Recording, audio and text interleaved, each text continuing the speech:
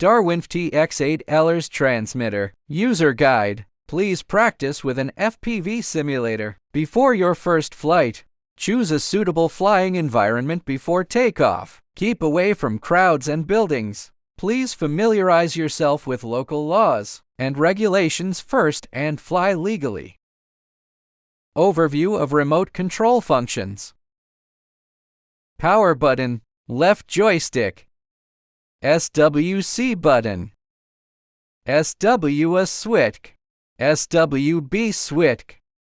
SWD button. Right joystick. Battery compartment. Type-C interface.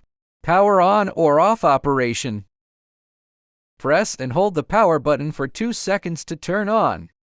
Binding operation. Unplug and plug the drone's power 3 times. Wait for the receiver to enter the blinking state. Then, with the remote control turned off, press and hold the suck button. And press the power button to turn on at the same time.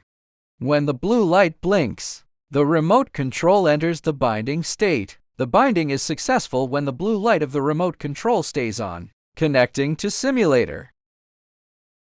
After powering on, use a Type-C cable to connect to the computer. Once the HID joystick driver is automatically installed, it indicates that the computer has successfully recognized it. Basic use of RadioConfig. After powering on, use a Type-C cable to connect to the computer. Open RadioConfig, exe. A successful connection is indicated when the buzzer beeps twice. Stick calibration can be performed at this time.